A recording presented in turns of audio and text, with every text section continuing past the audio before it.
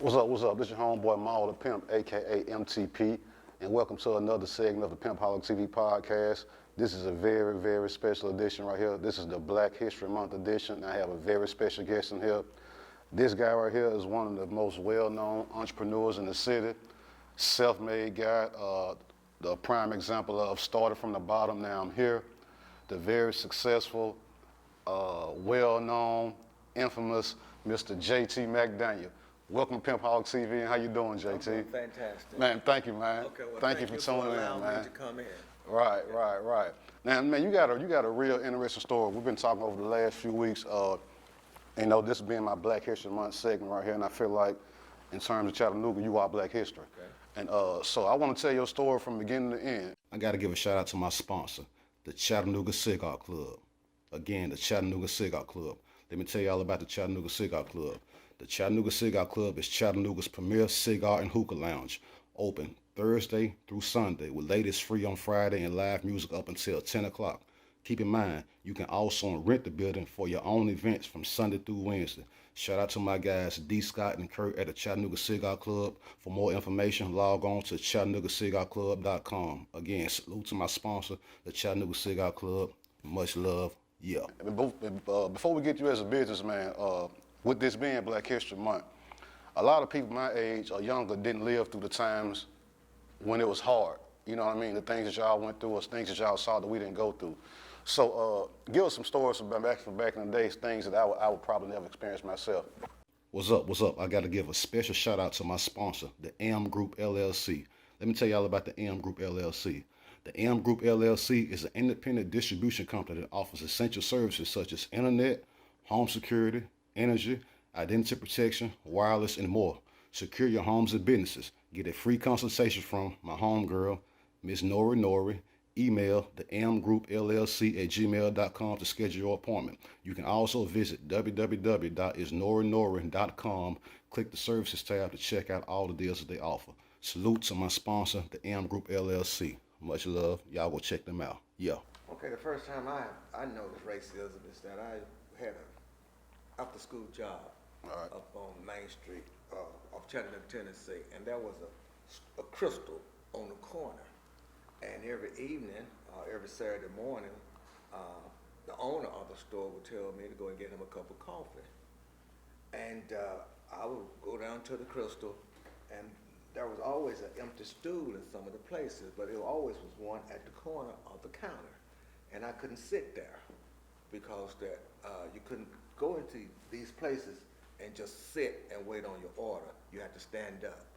And that was just about the first time that I noticed racism. And I knew a lot about Main Street, and when I turned the age of 13 or 14, I used to go downtown, Chattanooga, Tennessee, and I noticed racism there at the movie theaters. We have to go upstairs. We couldn't go downstairs to watch the movie. It was separate. You had to go upstairs and watch the movie. Now, we always seen pictures from back in the day with different bathrooms. One said colored here, then, did you experience that type of stuff? Sure, I experienced everything that you have heard or witnessed. I have witnessed it, yes, during that time. All right. How often was we say it so loosely now, but the nigger word used back then against y'all, as opposed to saying it to your homeboy? Because, we call each other that now in terms of friends, but now we get offended when we hear a white person say the N word, especially they put the ER on there. Right. But y'all went through that regularly back then, though. Well, it has become so common now until that some people says it's just an everyday occurrence. Do I get angry with those that says it? The answer to that question is no. Do I get disheartened that they said it? It all depends on how they said it or what was the circumstances on how they said it. Yes. Let's talk about, we see what's going on with the police right now. We've seen a lot of things what police are doing to our people. Can you remember some things of how y'all were treated back in the days? Was it the same or was it worse? It's about the same as it is today. Okay. It's that there was good and bad cops. I remember that I was skating one Christmas It could have been Christmas Day or the day after Christmas, and that it was a law that you couldn't skate on the street. Well, most streets in Negroes' neighborhood wasn't paved, okay? And so I would go up to Howard High School. I didn't live far from it, and just skate from one end to the other. But on the way back, I failed to pull off the skates. And the thing I know was a police car behind me. And he told me that, boy, you know the rules, don't you? I told him yes. And he asked me where did I live, and I told him. And he took my skates. I cried, cause now I got to explain to my parents what happened to the skates. But when I got home, the skates was in the door. Oh, So, really? Yeah, so there are some good and bad cops, As of today, this is just my opinion, they need to get rid of the old head cops and put in the new ones, the young ones, who I think understand better. They can relate more to us. They can relate. They can relate more to us, yeah. They can relate more to us. I think they got a lot of cops, in my opinion, out of area. I mean, you might have a cop that grew up in Ooltewah, you got him patrolling in the west side. Right. You know what I'm saying? He can't relate to what's going on out there. You follow what I'm saying? So things that a cop who's probably from the inner city would see, he won't actually pose as a threat. But a guy being from way out there might see 5 or 6 dudes on the corner. They just talking. Right. One of them might have a beer in his hand, but they just talking. They're not up to nothing. Somebody who's from that neighborhood or from that area would know that. He might tell them break it up. Hey, y'all don't stand right here too long, but he's not going to go overboard. No. Because he's from that environment. Right. You follow what I'm saying? So I think a lot of cops are misplaced, and that leads to problems because they don't understand the environment that they're patrolling in. Which is true.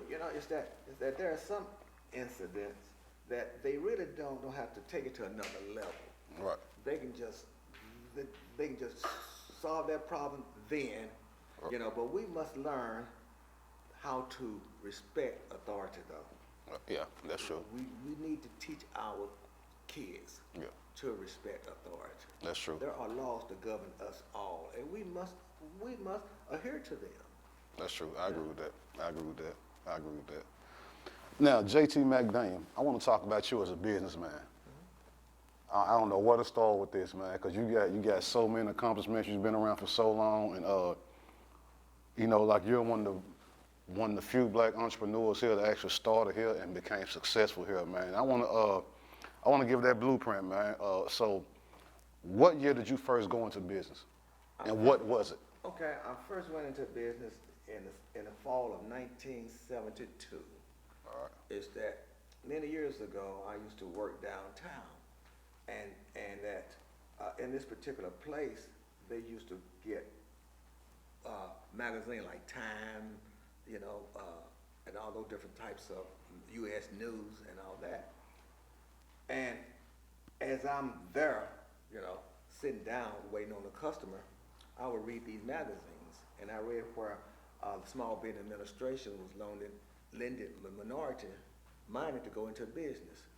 I was 26 years old, and my background from the south side of Chattanooga is that as kids, we used to have to, in order to get extra dollars, we used to go by the railroad tracks and pick up metal to take to the junkyard. So that was more of a business too, 2 or 3 of us, and we would get together on Saturday morning with our mode of transportation was the little red wagon, the Western Flyer wagon, and a croaker sack. You know what a croaker sack is? No, I don't. Okay, a croaker sack is when potatoes used to come into these 50-pound bags. Okay, and those once the bag is empty, that became our way of carrying. Okay, all right. Gotcha. And we used to take it to the junkyard, and that's when I learned how to save money. What our problem is, not everybody, is that we have not learned how to save. Follow me? And that we're gonna have to learn how to save and invest. Well, get to the point. The answer to your question is that I'm sitting on the side of the bed one night. I had a little calculator, and I said that if I buy a certain number of pants and sell them for this amount, buy them at this particular price, and sell them for this particular price, I will make a profit. Then I say, if I add some shirts to this particular number, I will make this. And it just clicked.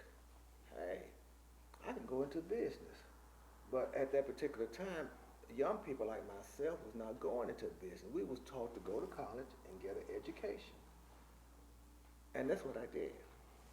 But I went several years, then I realized that I needed some tutoring.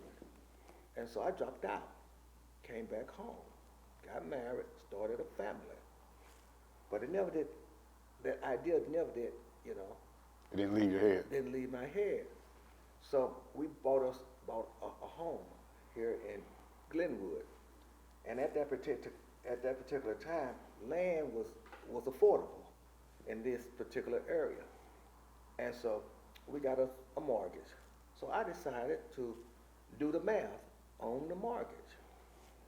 For 30 years, we was paying something like $69, believe it or not, we were paying $69.50, I think. For mortgage? For a mortgage, man. Okay. I did the math on it. I realized that we're going to pay 3 times as much for this particular home. And I couldn't see that. So I decided to pay the mortgage off. And so the rest of it's history. I got a loan, a small business administration loan, and I put the house up as collateral. We're only talking about $8,500. But believe it or not, I knew fashions, but I didn't know how to go by getting the merchandise that I needed to sell. I lost everything, man, except for $500. This is a true story here, except for $500. Now, before that happened, I was going to UTC, you know, some of these classes to learn about different things, you know, how to go about being successful as an entrepreneur. But I came an entrepreneur thinker thanks to this young man who came by from this shirt company. And I was telling him about my problem. He said, JT, he said, you did it the wrong way, son. He said, you should have never have gone that particular route. Now listen to this now. I have lost everything except for $500. $500 to your name, that's it? That's it. That's it. You follow me? And he told me about how I should have gone about doing this particular project. I said, well, why don't you just tell me? And I asked, while he was telling me, I wrote it down. The very next day, I went to these outlets. They call them jobbers. A jobber is a person who goes to these manufacturers and buy their overruns. All right. And they sell it to people like myself, small business people. And so I went to several of them, and I had picked up on certain language, you know, like line of credit. I done got educated now. You know, line of credit. Yeah. That's important, though. Yeah, Right? yeah. Which it is. Yeah. So I went to this guy, Jewish guy. Let me say something about the Jewish community. Great people, my friend. They know the struggle of the Negro people. Don't you ever forget that. You follow me? So I asked him for a line of credit. He said, son, said JT. He said, once I introduced myself, said, I don't even know you. And you asking me for a line of credit? I said, yes, sir. He said, I'll tell you what. I'm going to give you, I think it was $1,000 worth of my merchandise. So you pay me, fine. If not, that's okay too. You know, he trusted me. And that was during the time of the black exploitation movie theaters, you know, like Superfly, where we were wearing the long shirts, the bell-bottom pants. Right. All right. And that I took that $500 and bought that particular clothing. And don't you know, in 6 months I had made that $8,500 back, and plus I was doing business with him and other outlets. Yeah. So let me ask you this: when you were doing that, what were you selling the clothes out of? You was selling them out the trunk of the car? You was pulling up on people? No. At that particular time, when I got a small business administration loan, they require you to have a brick and mortar front to sell out of. Okay. So I was located on the corner of McCall and Willer in 1972. McCall and Willer. Yeah. Okay. To 1975. That's right there, what should be now the CVS. Right. And where the smoke one shop used to be. All right. And then so I had 3 stores. I opened up 3 stores from 72 to 76. What were the locations of the 3 stores you Okay, opened? one was at 2001, if my memory serves me correct. Here's one here. This one here was located at 2101 McCall and 804 Broad Street. 2101 McCauley and 804 Broad Street. At 804 Broad Street. All right. And then I had one right down the sidewalk, probably at 2407. McCauley. On McCall, right. Okay. It sold different types of items. Okay. Than the Superfly items. So let me follow you so far so I can paint this picture. You down to your last $500. You take that and invest in some clothing. No, the young man's name was Seligman. The Jewish guy. He gave you $1,000 worth of clothing. Right. All right. And then I took the other 500 and I bought some shirts with it. To put with that. And then I brought it back to Chattanooga, Tennessee. Did some advertisement on the radio. We only had one Negro radio station, which was WNU. And the reason why I keep saying Negro, that's what I am. If I'm no African American, I'm a Negro. That's what's on my birth certificate. I think on my mother's color. You know, so every generation ain't no telling what we might be 30 years from now. You know. So $1,500 is pretty much a $1,500 investment was pretty much your start off. Right. And from there, you flipped, and that's what we call flipping. Flipping, multiply. Right. And you were able to sell these clothes. Right. And then from there, that eventually led you to being able to purchase 3 different buildings. Right. No. There's a gap in between this. Okay. In 1975, I got a divorce. Okay. And that was heartbreaking. I bet. And I went bankrupt. That was the worst thing that I could have done. Whatever. The divorce was the worst thing you could have done, or going bankrupt? Bankrupt. Oh, all right. Okay. Bankrupt was the worst thing that anybody can go through. Is that if you can weather the storm and pay off your debts, my suggestion is for you to do that. You follow me? As a small black Negro, you know, to do that. Pay off the debt. And pay off your mortgage too if you own a home, because that, to my opinion, you're paying 3 and 4 times more for the home that you have the mortgage with. Right. Pay off your debts. All right. Well, anyway, there was a gap in between there, and so I got back into the corporate world.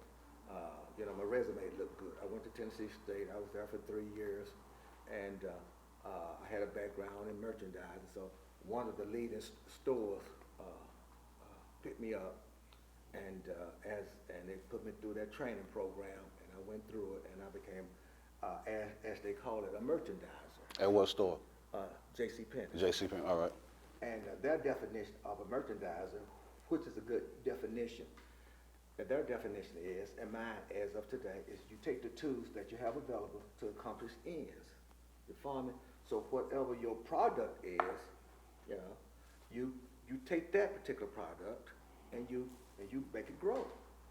That's the definition, you know, for what I got from JC Penney. It's not my idea.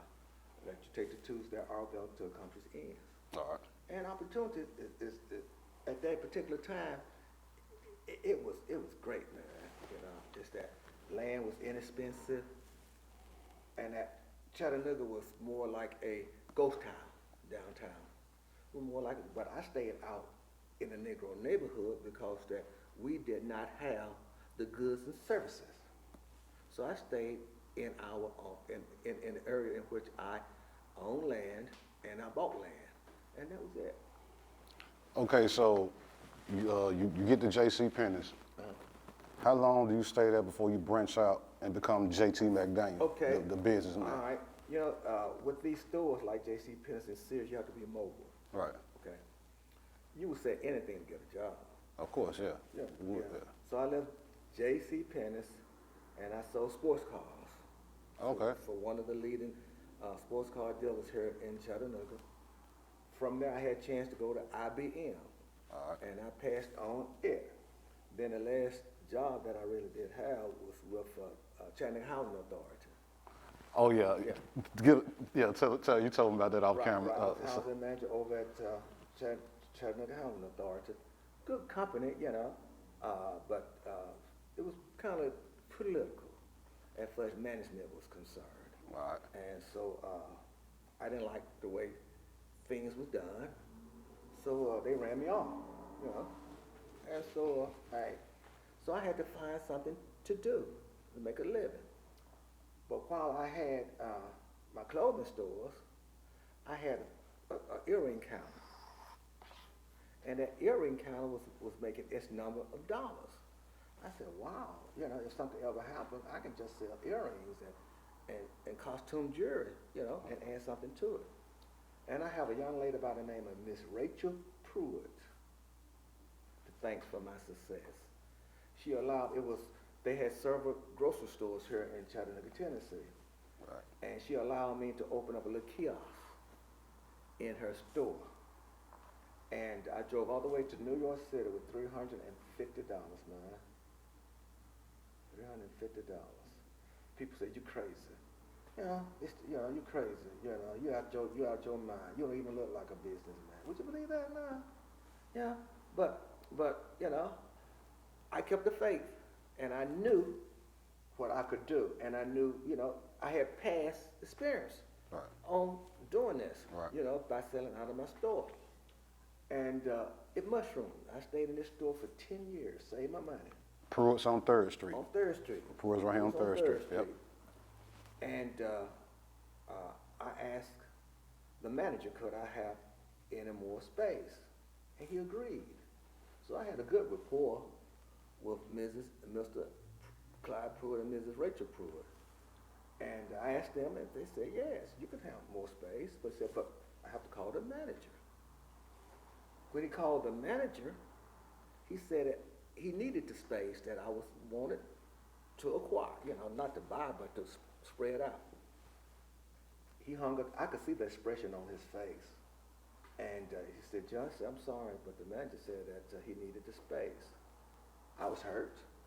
I said, wow, to myself. I said, wow, that means that if he says this, he can tell me, he can tell him that he needed the space that I was there.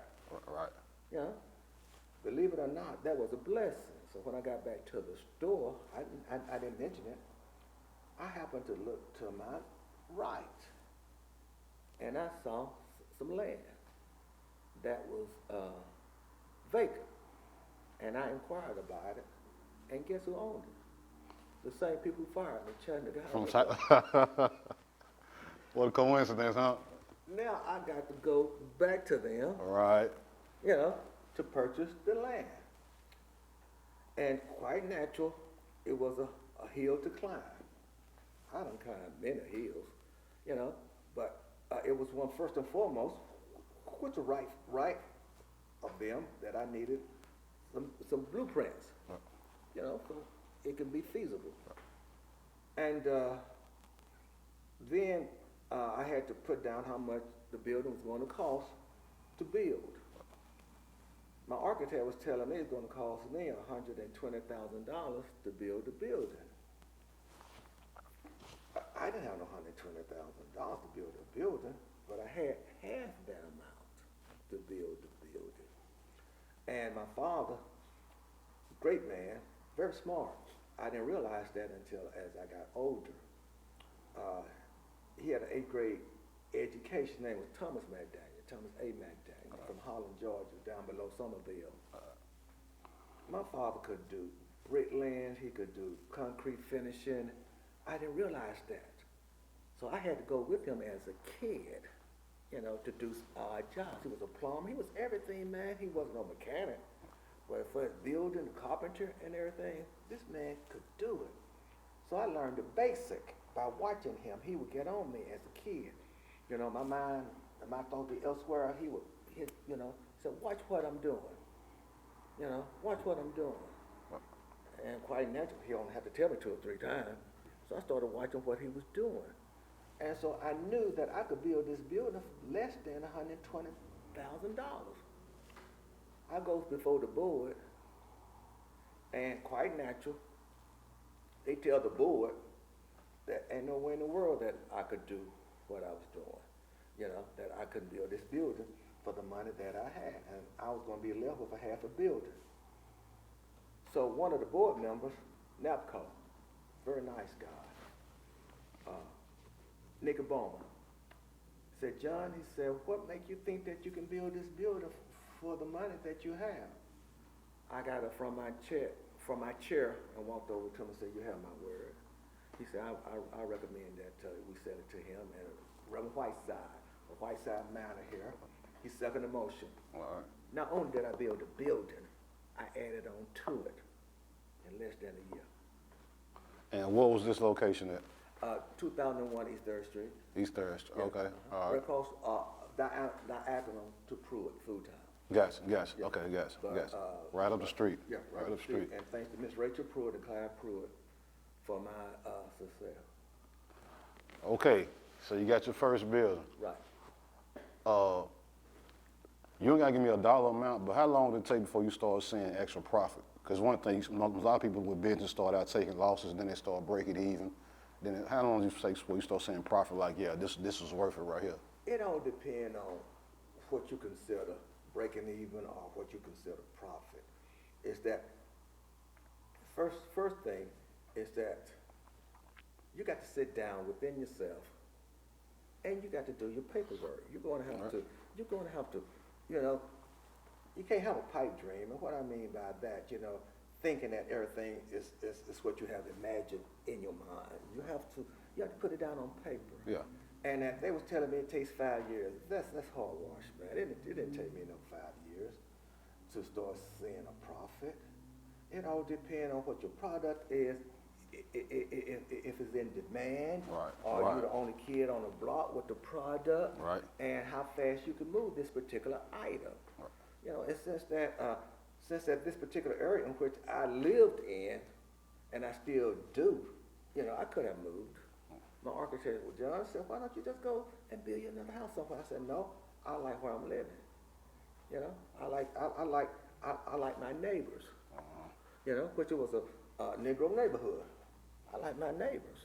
You know, at one time, we had a strong black Negro neighborhood, man. Right. We lost it.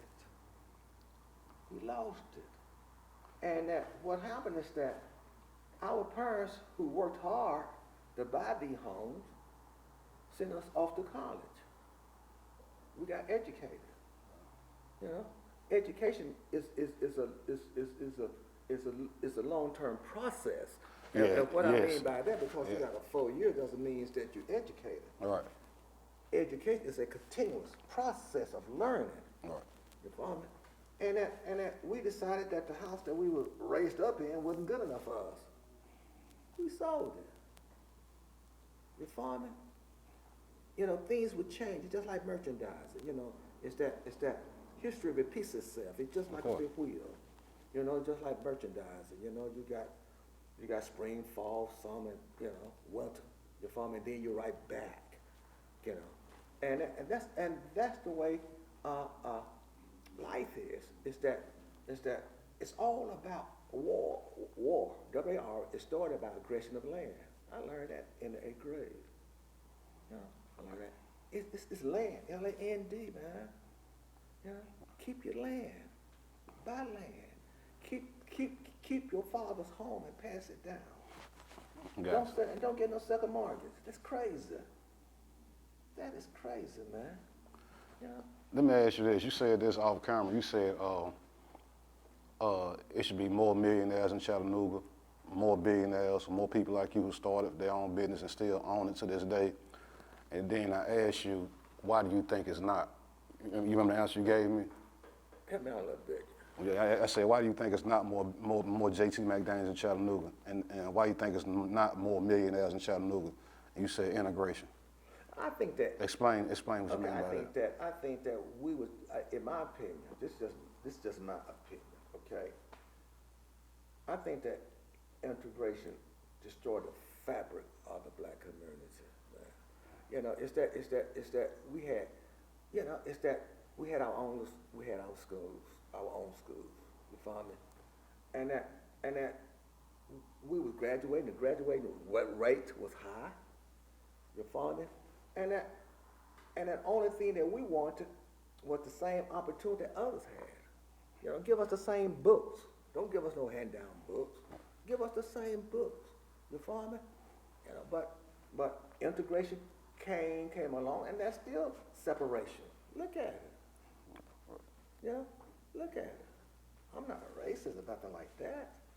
It's just that it comes down to simple economics.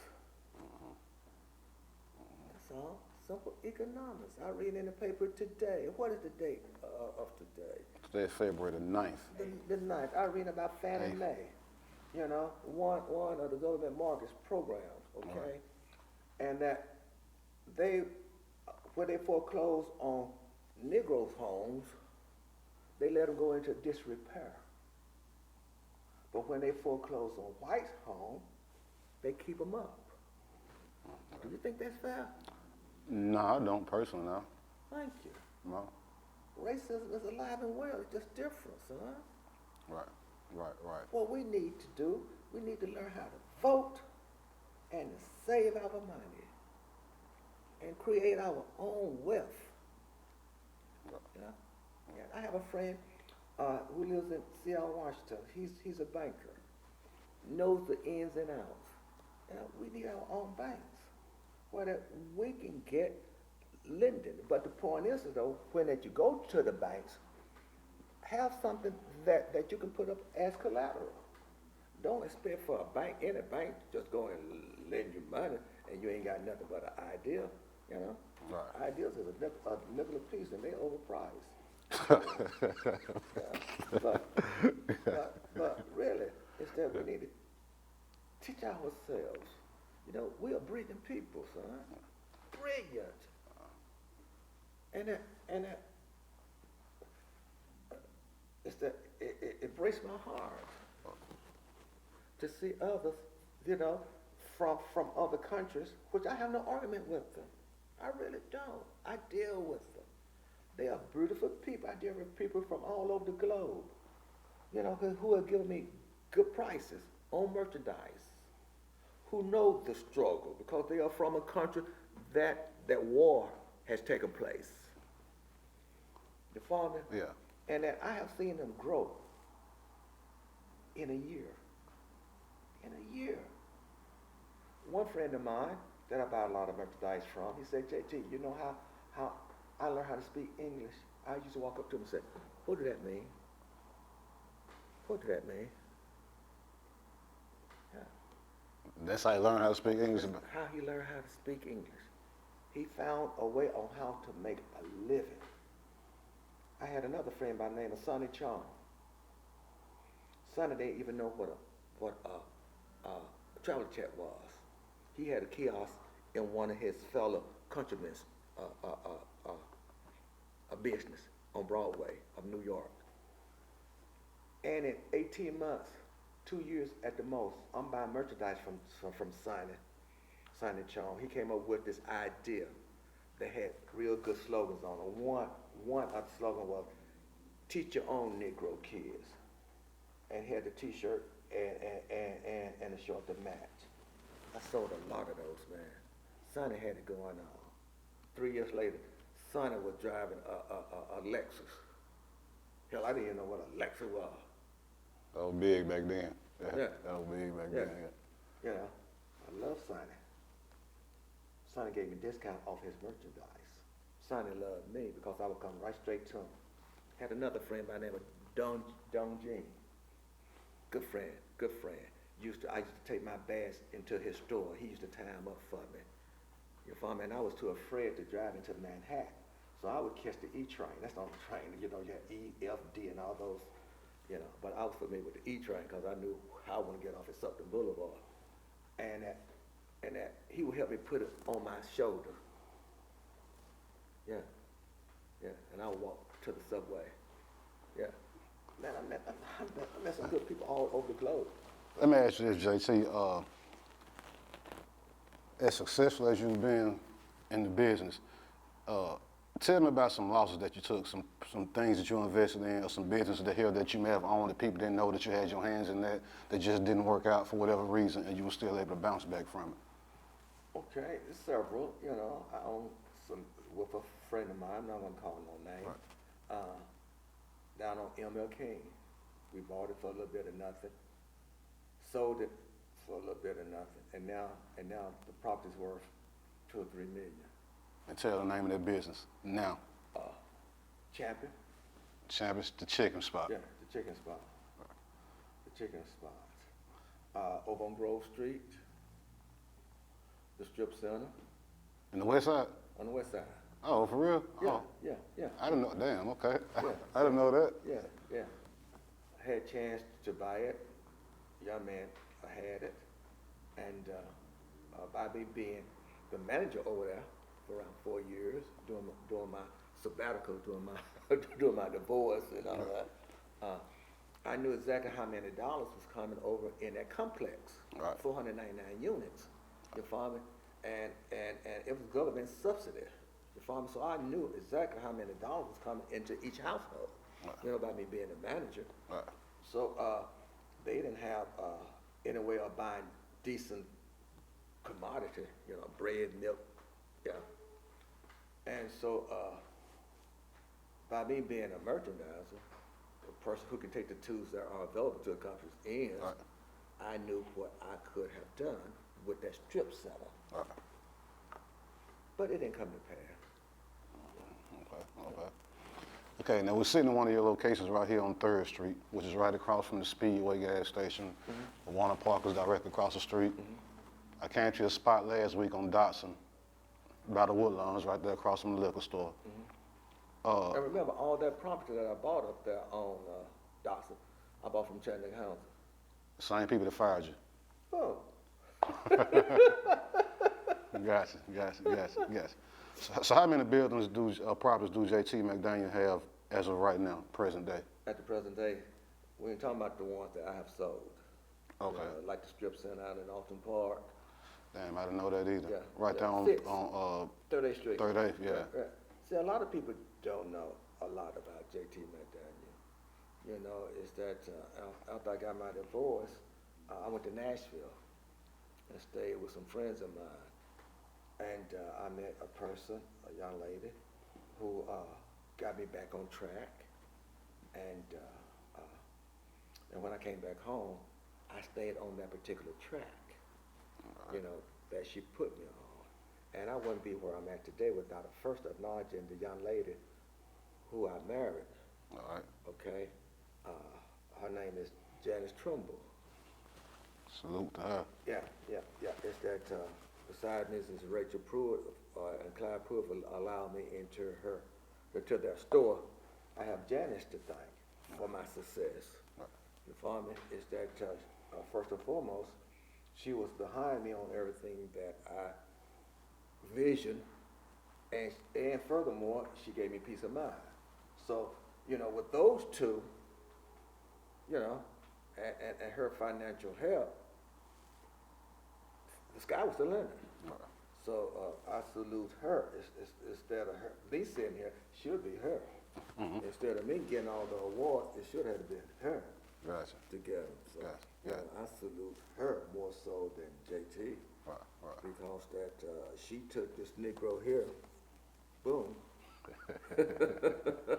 and saw something in me, and said, "Hey, look, whatever you decide to do, I'm with you, right or wrong, I'm with you." Right. And that's it. Thank you, Janet. So again, that's what I was saying. How many properties do JT have up and running right now in the city? We're sitting in one. I'm sitting in one. Second by the Woodlands. Yeah, I got a couple of blocks up on Dotson. Okay. And that's it now. The rest of them I have sold. Okay. Let me ask you this, man. What's the you just said a lot of people don't know JT McDaniel. What's the biggest misconception you've heard about yourself, or the biggest misunderstanding that you would just want to clear up and say, nah, you know, what's the biggest misconception? Whether you care about it or not. Okay. Whether you like, that don't bother me, but what have you heard where you like, man, that's foolish right there. Okay, it's which that I don't care, you know. Yeah. It's that, you know, when people cannot understand you or figure out how in the hell did he do this? You know, they start, that Negro don't know what he's doing. He's selling drugs, you know. It's that, and some people say, you got people out here who wish to do certain things, who have the ability to do it, but they are afraid. So what they decided to do, those who are doing something, and they don't know anything about them, they start to label them as drug dealers, so, but hey, nah, it's too much opportunity out here. It is. It might not be as plentiful as it was back during the day. Property has gone up 300% since the time I bought property. And every time that I have purchased something back during the past, I always told others, see, knowledge is power. The more knowledge you have, the more successful that you're going to become. Is that money comes and goes. But as long as you have knowledge, you can make $1. That's a piece of cake. I got to ask you this. A lot of people like to say, in general, like black people don't support black business and stuff like that. They go spend their money in other areas instead of coming back and spending it in the neighborhood or spending it with black-owned businesses. You obviously are an example that that's not true. No, it's not. It's not. It's that the Negroes here, 25% of them now. Okay, I want to straighten that out. Not 100 then, huh? Hell no. All right. It's the low income All right. that made JT MCDANIEL. Okay. Right. Those. I love them. I love my people now. Okay, I love them to death.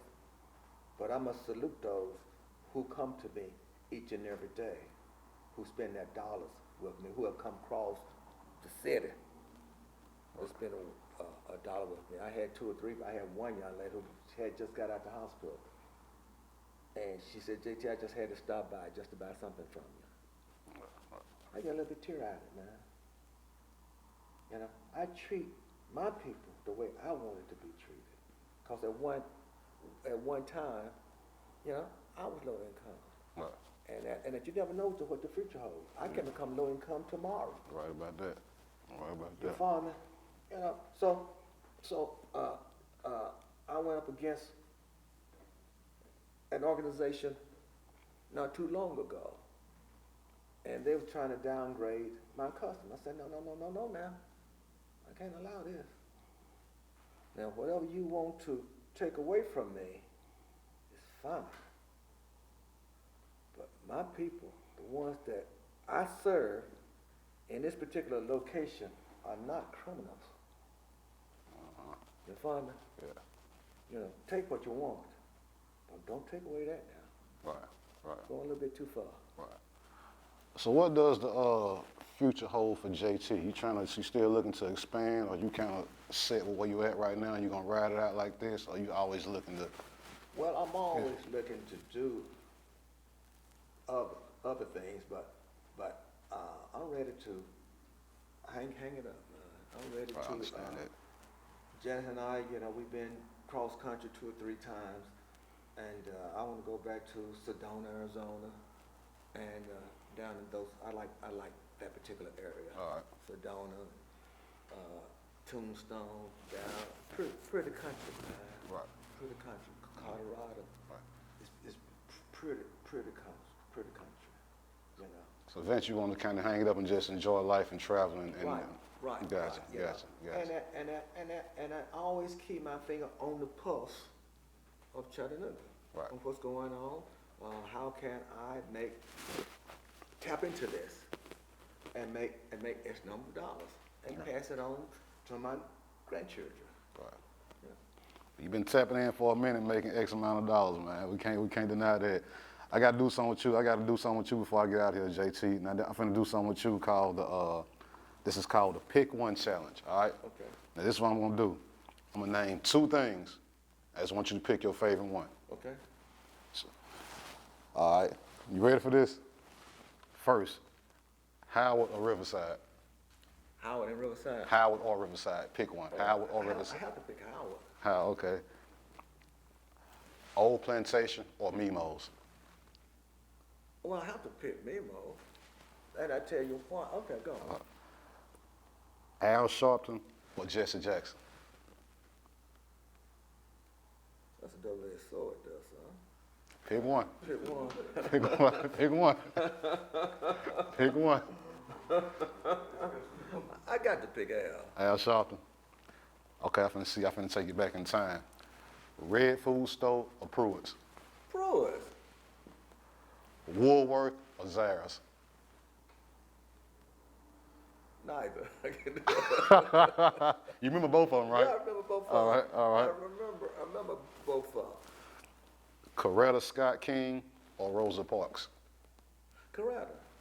But let me mention this too about Rosa Parks. Great lady, okay? But before there was a Rosa Parks, there was another young lady who wouldn't give up her seat. And she made the national news later on in life. They didn't pick her because she did not pick the profile that they wanted. Okay, all right. And that was sad. Gotcha. She didn't have the image. She didn't have the image. Right, she didn't have the image. Yeah. I got two more. Michelle Obama or Oprah Winfrey? That's another one. Boy, you gave me some hard. Pick one. Pick one, JT. Pick one. So which one now? Michelle Obama or Oprah Winfrey? Oprah. Yeah, no, she went to TSU. She did, yeah. Last one. Bill Cosby or George Jefferson? Bill Cosby.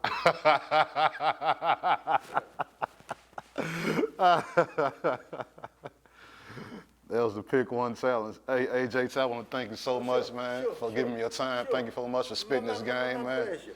Man, and I want to give a shout out to go ahead. Yeah, the great cameraman too. Yeah.